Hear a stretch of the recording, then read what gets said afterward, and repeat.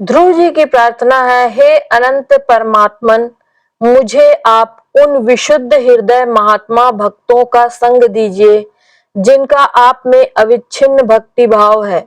उनके संग में मैं आपके गुणों और लीलाओं की कथा सुधा का पान करके उन्मुक्त हो जाऊंगा और सहज ही विविध भांति के दुखों से पूर्ण भयंकर संसार सागर के उस पार पहुंच जाऊंगा।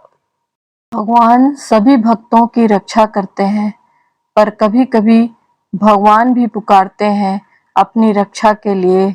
और ऐसा ही एक समय था, एक कथा है, जब भगवान ने पुकारा और भक्त ने कष्ट से बचाया।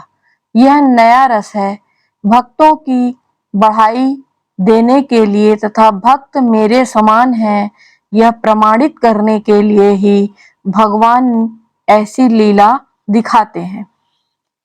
नमस्ते, मैं शैलजा अपने चैनल पर आपका हार्दिक स्वागत करती हूँ। तो कथा शुरू होती है। एक बार अन्यायी मलिच्छ अजीज खां ने द्वारकापुरी में आग लगा दी। तब रण छोड़ श्री द्वारकाधीश ने सांगन के पुत्र शिवा को पुकारा। धरती, धन और धाम आदि के लिए सभी साधारण लोग लड़कर मर जाते हैं, परंतु इस वीर बाढ़ल वंशी क्षत्रिय भक्त ने चतुर्भुज श्री द्वारकानाथ के चौड़े चौक में यवनों की सेना को विध्वंस कर अपने तन, मन और प्राणों को न्यौछावर कर दिया। इस प्रकार राठौर वंशी इस भक्त ने अपने बाहुबल से अपने पूर्वज चांद के नाम को उजागर किया और नष्ट होती हुई द्वारकापुरी की तथा वहां के निवासियों की रक्षा की एवं उसे सदा के लिए सुरक्षित कर दिया। 141 श्री शिवाजी के विषय में विशेष विवरण इस प्रकार से है।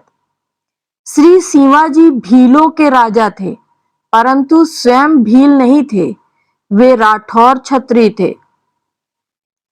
मारवाड़ राठौर राज्य की स्थापना करने वाले राव सिहाजी का तीसरा पुत्र अज था। उसने ओखा मंडल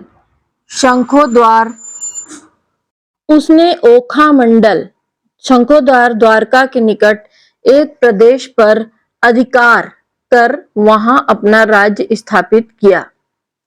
अज के वंशज बाढ़ेल राठौर हैं जो अब भी वहां हैं। श्री शिवाजी उन्हीं के वंश में उत्पन्न हुए। द्वारका से 4 कोस दूर पर श्री शिवाजी का निवास स्थान था। ये वहां से नित्य दर्शन करने आते थे। दर्शन करना, प्रसाद लेना और परिक्रमा लगाना यह आपका नित्य नियम था। भगवान इन्हें प्रिय थे तथा ये भगवान को प्यारे थे। तभी तो संकट के समय भगवान ने इनका स्मरण किया। स्वाभाविक है कि संकट में प्रिय की याद आती है। जैसे अजामिल को संकट के समय अपने प्रिय पुत्र नारायण की याद आई और उसी को पुकारा। बादशाह के सेनापति अजीज खां का उद्देश्य था कि नगर को जलाकर मंदिर को तोड़ दें, हिंदू धर्म के केंद्र को नष्ट करके इस्लाम धर्म का केंद्र स्थापित करें, लोग भाग ना सके। इस विचार से उसने रात को चारों ओर से घेर कर आग लगाई। तब द्वारकाधीश ने छत के ऊपर चढ़कर पुकारा, रक्षा कीजिए, यवनों ने पुरी में आग लगा दिया है। शिवाजी आकर मेरी रक्षा करो। जब शिवाजी के कान में ये शब्द पड़े तो इनकी मति भाव में डूब गई। सर्वसमर्थ भगवान सर्वदा भक्तों की रक्षा करने वाले मुझे पुकारते हैं, यह मुझ पर असीम वात्सल्य एवं दया है। अनेक पार्षद सेवा में उपस्थित हैं, उन्हें छोड़कर प्रभु मुझे आज्ञा दे रहे हैं, अपनी रक्षा करा रहे हैं। प्रेमाकुल शिवाजी ने अपनी छत पर चढ़कर नगाड़ा बजाया, जिसे सुनते ही इनके सैनिक घुड़सवार आ गए। इन्हें लेकर द्वारका पहुंच गए। प्रभु कृपा एवं आज्ञा की शक्ति से लगभग 500 घुड़सवार वीरों ने कई हजार सशस्त्र यवन सैनिकों के टुकड़े टुकड़े कर दिए।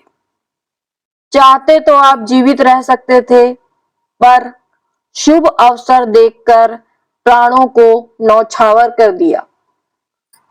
इसमें हेतु यह है कि श्री शिवाजी ने विचारा कि यदि मैं जीवित रहा तो लोग कहेंगे इन्होंने पुरी की रक्षा की, इन्हें द्वारकाधीश ने पुकारा।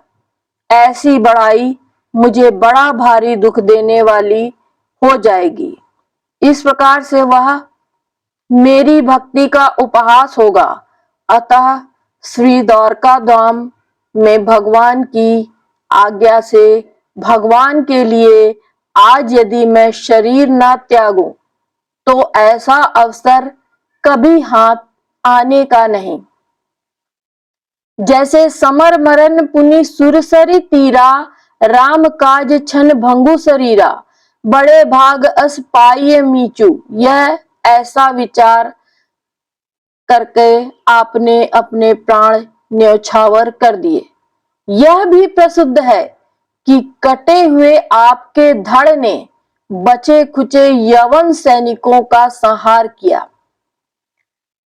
इस कथानक से श्री प्रियादास जी ने श्री भक्ति रस का बोध कराकर उसके आस्वादन की सम्मति देते हैं। पुराना भक्ति रस यह है कि भक्त की आर्त पुकार सुनकर भगवान शीघ्र प्रकट होते हैं अथवा स्वधाम से आते हैं और भक्त की रक्षा करते हैं। गजेंद्र, द्रौपदी आदि इसके असंख्य उदाहरण हैं। आज भगवान ने पुकारा और भक्त ने कष्ट से बचाया। यह नया रस है। भक्तों की बढ़ाई देने के लिए तथा भक्त मेरे समान है, यह प्रमाणित करने के लिए ही भगवान ने ऐसी लीला दिखाई। जय श्री शिवाजी, जय श्री।